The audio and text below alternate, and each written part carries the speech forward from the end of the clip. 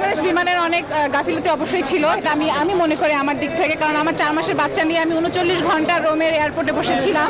আমরা 8 ঘন্টায় বিমানে বন্দী ছিলাম। 8 ঘন্টার মধ্যে আমাকে বিমান থেকে নামতে দেয়নি। ইতালির রোমে 40 ঘন্টা আটকে থাকার পর ঢাকায় ফিরেছে বিমান বাংলাদেশের 259 জন যাত্রী।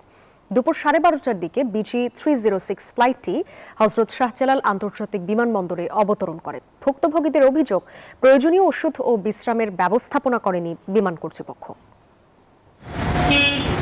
দীর্ঘ উৎকণ্ঠা, ভোগান্তি আর 40 ঘন্টার অনিশ্চয়তা শেষে দেশে ফিরলেন রোমে আটকে পড়া বিমান বাংলাদেশ এয়ারলাইন্সের বিজি 306 ফ্লাইটের 259 জন যাত্রী। দুপুর 12:30টার দিকে ফ্লাইটটি হযরত শাহজালাল আন্তর্জাতিক বিমানবন্দরে অবতরণ করে।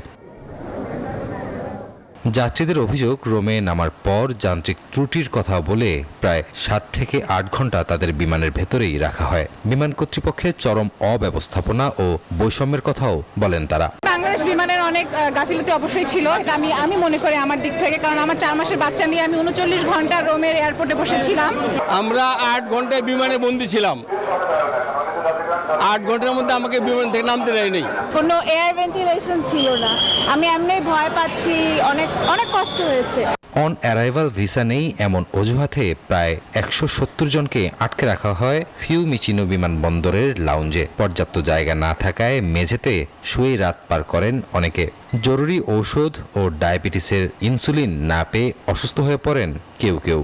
এটা একটা চরম ভোগান্তি। আমাদের এখানে শিশুরা ছিল, তারপরে অনেক বৃদ্ধ বয়স্ক মানুষ ছিল, অসুস্থ রোগী ছিল। ওইখানে যাদের কানাডিয়ান এবং আমেরিকান পাসপোর্টধারী ছিল 80 জনকে তারা হোটেলে দিয়েছে এবং আমাদের 170 জনের মতো আমাদেরকে 2 দিন 2 রাত এই এয়ারপোর্টের নিচে রাখা হয়েছিল।